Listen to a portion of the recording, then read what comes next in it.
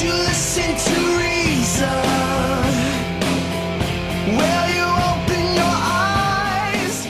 We've got, is it Johannan in Thiensville, Wisconsin, or Thiensville, Wisconsin? Hi. Yeah, Thiensville. Hey, how are you? Hey, so I'm actually a theist, and I had a rather unusual argument. Someone suggested I call in and test this out on you, and I want to see what you think.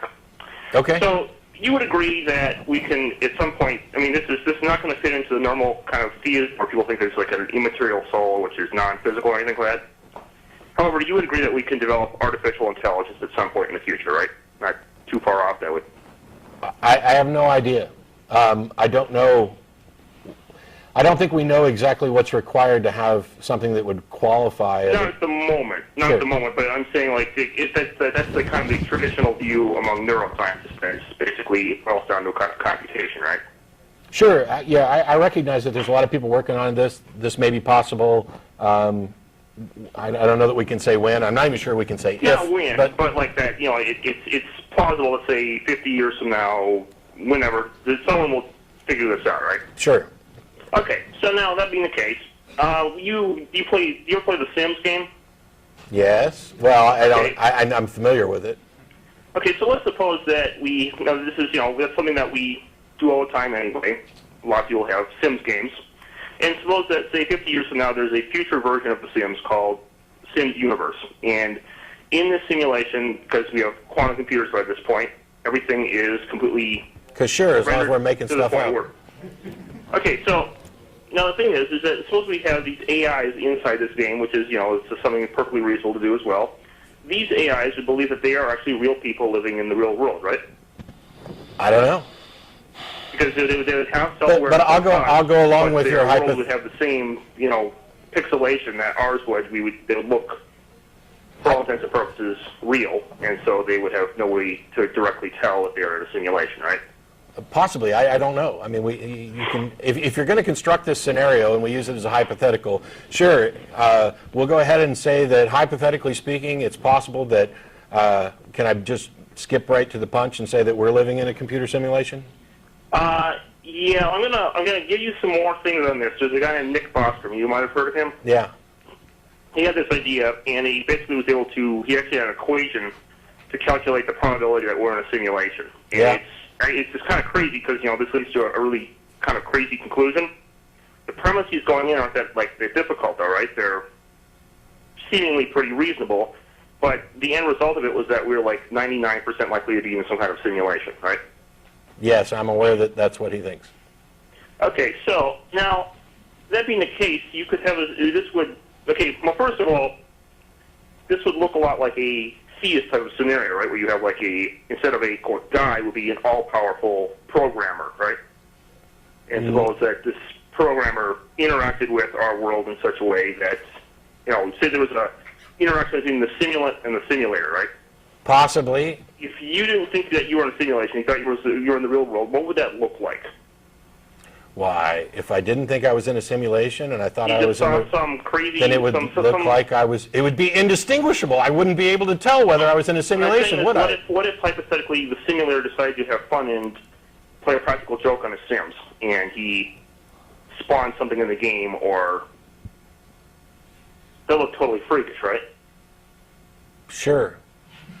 Okay, so now the idea is that this could basically it would look indistinguishable from what you would think of as religion, right? I don't know. I mean, you keep wanting to set up this scenario so that it's more and more reliant on hypotheticals such that things are indistinguishable, and I don't know that that's actually the fact. But if I accept your hypothetical, yes. Well, okay, so I'm gonna try and kind of ground up the idea that it's just a hypothetical here. I'm gonna try and can you ground it up quickly? Make it stronger, yeah. Okay, so our world is already, you know that our world is already a quantum computer, naturally at least, right? No. It's in quantum information theory. It's basically they're able to reduce quantum theory to something called quantum information theory, and it functions as a quantum computer. So now whether or not we're in a simulation, that would at least entail that we could replicate, because it's already computable, right? You can if it's computable, it means you can replicate the exact environment via computation. I don't know that that's actually true. It is. I have a background in physics. I just Wow. just Hey, hang on. I've got a quantum physicist in the back of the room. Mark, is that true? He doesn't know either. Seth Lloyd and Isram Biggs. He doesn't know either. So I mean, but we'll just keep saying we'll just keep saying yes to your hypothetical until you get to the point. Okay. So the idea is that there's actually, I'm going to kind of expand on this a little bit here. I hope you expand quickly. Okay. Sorry. I'm a little bit nervous on the phone here. I don't often call in. So. Well, I'm actually looking for an actual argument. I'm not all that keen on sci-fi, hypotheticals, whether or not they may actually be true. I'm looking for somebody to actually construct an argument. Okay, so here we go. So we have the simulation hypothesis, and based on Bostrom formula, it's very highly likely. There's like extremely highly probable chance that we're in a simulation rather than not, simply because there will be so many more simulations than real worlds, and the chances of us just happening to be in the real one are very tiny, right? Keep going. Okay, so now we're going to expand on this a little bit, and this already sounds like science fiction, right? I mean, I get that, but I'm going to expand on this a little bit, and I'm going to ask how many. Let's say we have the first quantum computer develops in 2040, and it runs 4 or 5 simulations. Then 10 years down the road, quantum computers are available to the public, and now they release Sims Universe, and all of a sudden there are 10 million simulations, right? Okay. We just keep extrapolating farther out to you've heard of Kurzweil's evolution thing, where it goes out and eventually you can build Matryoshka brains and so on and so forth. Yep. And the point now, this is kind of a counterintuitive conclusion here, though, is that since as technology expands, the number of simulations will also expand because the civilization is increasing. More people are able to develop simulations. You're losing me. Okay, so the argument is that the most likely point at which we are being simulated is actually not in the near future, but the rather distant future, right? Sure. Okay, you've heard of Frank Tipler?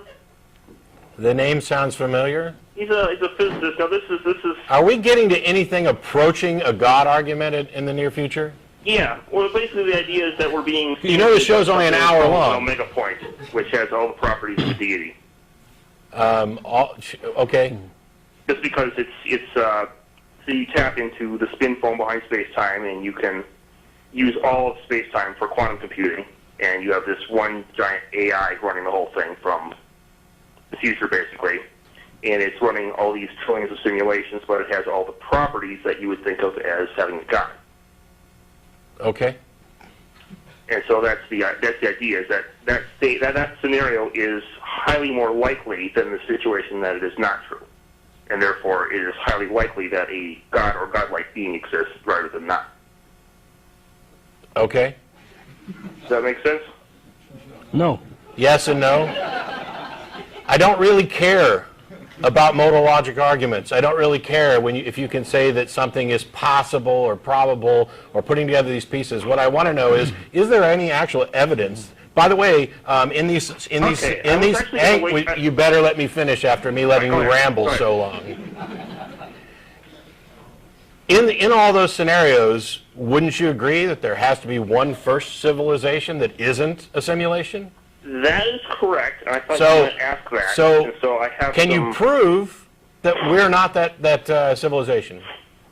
All right. Yes or no? Here. Prove that we're not that one. All right, here it goes. Can you? So that's future point. This take a little bit to set this up, okay? No. Future point, because I thought you were going to ask this question. So this is future point. This hypothetical civilization in the future, right? You've got 2 minutes tops. Go ahead. All right. So what's going on here is that it has, once it's able to encompass all of space-time and quantum computing, it's now defined by the wave function of the universe, which is actually, according to the Wheeler-DeWitt equation, is time independent, meaning it's essentially outside of time, and it therefore exists for all time. How can something exist outside of time? It's simple. The way it's already simple? mathematically defined to.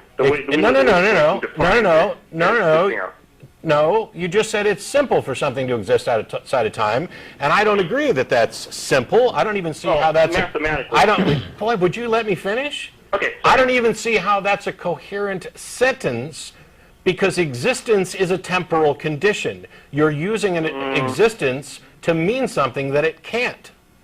Well, okay, define existence then. Because I'm thinking in terms of the math here. It's just defined by the mathematics as being... Yeah, and I don't care. I think you can do all kinds of really nifty little things with mathematics that seem really interesting and actually lead places. And you can also do some things that are productive in the real world. But I don't want to sit around and do this kind of masturbatory fantasy stuff with mathematics. When you start talking about something, I don't care. Okay. When you say something can exist outside of time, that doesn't make any sense, and you need to define what you actually mean. And if all you're going to do is just keep citing physicists or quantum mechanics over and over again, we're not getting anywhere near any sort of understanding or agreement. And I don't know how any of that demonstrates that a God exists. Okay, well, I was just giving you the demonstration that there's the quantum computer.